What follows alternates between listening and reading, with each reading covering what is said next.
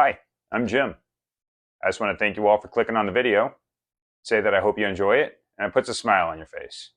Today I'm going to give you a tour of the aquariums I have here in my fish room / fish house. And I just want to say, welcome to my jungle.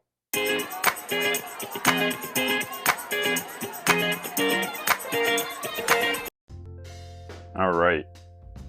The first tank we're going to deal with is this 5-gallon quarantine tank. Currently has a gold severum in there. He's been in there for just a couple of weeks now, so he's about ready to move on to the 40-gallon breeder, where he'll live temporarily until he gets into the 90. There he is right there, though. He's been a great little fella so far.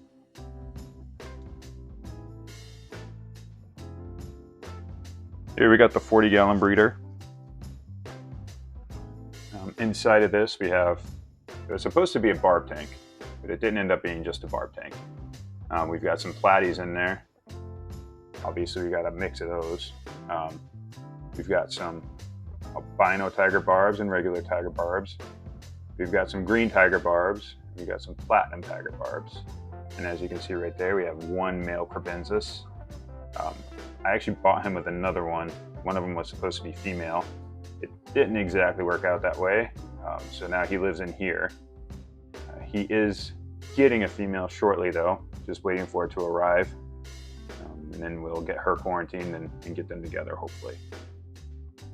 Also in this tank, you can see all the roots in the background. As everyone else does, I've got a large pothos plant growing right out of it, all the way down. That's really helping to take care of all the nutrients in here. This is also where the gold severum will be going this weekend, actually. Right below the 40-gallon, I've got this 20-gallon long. Right now, it's holding the rest of the, there we go, focus, there we are. The rest of the polar parrot fry that I had left. You'll see the mother or the father. I guess I don't know really which one it is. I'm assuming the father of these people when we get over to the 55-gallon. But they are still in here. They're actually going to move up to the 40-gallon as well so that we can make room for that crebensis pair when the female comes in down here.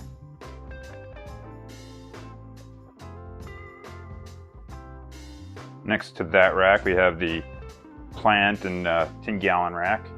Down in these 10 gallons, we've got the typical guppies. They're just mutt guppies. We're hoping that they're gonna breed. I've actually never had luck breeding those guys, so we'll see what happens this time around. Over here we have a bunch of platies. They breed like crazy. Basically what we do with these guys is we pull those out and we'll throw them into the quarantine tanks and the hospital tanks to keep them cycled until we wait for new fish. And then we pull them back out and put them back in here. That right there is not a dead fish, by the way. That is a Java fern that was mixed up in all of this moss. Over here we do have a quarantine tank, which currently has 3 neon tetras and 2 cardinal tetras. We wanted a few more, but we weren't able to get any more at the time. But we're trying to refill a school that we have in a 20-gallon long with a betta. All right, here we got the big guy tank. It is currently a 90, had a 120, but the bottom seam completely burst. Weren't able to get it back together, so this was easier to find than another one of those. If you happen to be in the New England area and you have 4x2x2 120, let me know because I'll gladly talk to you about it. We also have the Citodonus catfish in here as well as a pleco. We've got the peace lilies in here. Literally flowered one time and have never done it again, but they do help take the nitrates out, so that's nice. And then we run it on an FX4. Obviously we've got an albino or a lutistic guy. His name is Johnny Winter. And then we got this bumblebee, and his name is BB King, because why wouldn't it be? And that's Randi. She's my almost 11-year-old lab mix. She hates the gimbal. As you can see, she is brindle, so we're not sure what she's mixed with. But she is clearly the best girl that's ever happened, so that's her. You'll see her pop in and out of videos pretty regularly. Now she's getting comfortable with the gimbal. She's been running around away from me this entire fish house tour, and now here she is. Dogs. All right, and then we got this rack right here, which that's got the blur fish in it. We don't talk about that fish. And then down here, we've got a 29-gallon. It has several harlequin rasboras, one pork chop rasbora, and then several black neon tetras, one of whom looks like he's having a little trouble there. But we've had these fish in here for, oh goodness, 3.5 years or so at this point. So they've lived a nice, happy life in here. There's also a female betta in here somewhere, but she's typically either sleeping on that sponge filter in the back. She's not right now, or she's in one of the Anubias. It's hard to say where she's at because, like I said, we never know. As long as she's out, this is actually our hamster. Her name is Hami. No, Hami Andi. That's right. She doesn't come out too often during the day, but here she is. She obviously was drawn to all the food that I put out there this morning. I made her a little salad with broccoli and cucumber, and then she's got her seed right there as well. She's a djungarian dwarf hamster. Yeah, she's eating that broccoli. She likes that. And you just heard Randi growling at her a moment ago, perhaps. All right, moving on from those two, we're over here. And this is my 55-gallon, which is clearly underneath my TV. I always thought it would be cool to have a fish tank under it, and I was right. In here, we've got this guy right here, a nice electric blue acara. I really only name my cichlids, and I typically name them after blues people, so, you know, his name, appropriately enough, is Jake Blue. Jake Blues. And I've got his brother Elwood in a different aquarium at work. We also have innocent barbs in here, or roseline sharks, whichever you'd like to call them. Some rosy barbs. We have one Danio left, if we can see him. Yeah, there he is. We actually started this tank about 3 years ago, and that's what we used to start, and he's the last one left. We had a school of like 10 or 11 of them in here. And we got this polar parrot cichlid. Like I said, that's the dad or the mom, or I'm not sure which of the other ones that are in the other aquarium there. Unfortunately, actually, that guy and that guy teamed up on the other two polars I had in here and the firemouth, and it was a thing. So even though for the most part these electric blue acaras are supposed to be nice, peaceful animals, it doesn't always work out that way.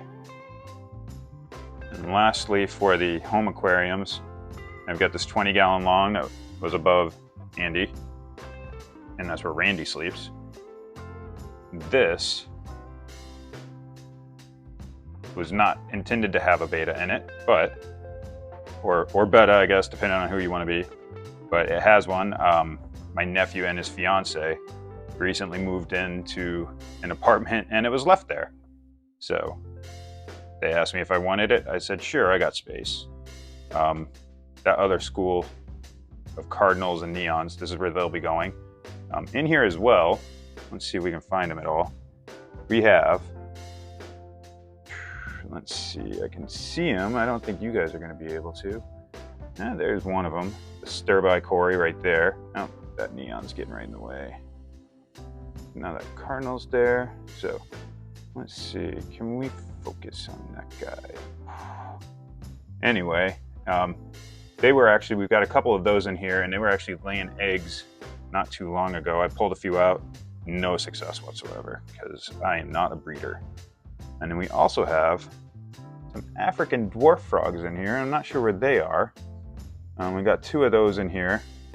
As you can see, I keep a pretty natural aquarium. I do occasionally gravel vac them, but that's usually only every 2 to 3 weeks. And I have one albino bushy-nosed pleco. You can see him, he's in that cave back there.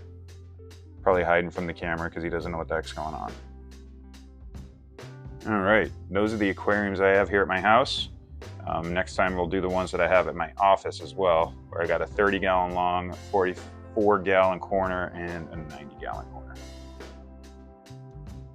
Hey, thanks everybody for joining me on a quick tour of my fish room. Next time we'll go ahead and do the office fish tanks, where I've got 3 other aquariums.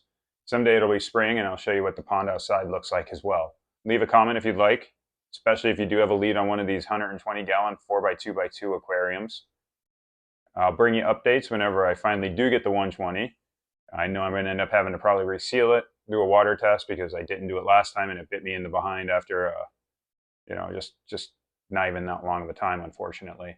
And then I'll update as I move fish around as well. Like I said, the Severn's going into the 40-gallon by the end of the day, actually. The Crabenzas is going down into the 20-gallon, and we're getting the polar parrot fry, or I guess not fry, juveniles, into the 40-gallon so they can grow out a little bit better. Once again, thanks for watching. I appreciate everyone that did. I appreciate you for making it this long. Don't forget to like the video, and please subscribe to the channel. Thanks.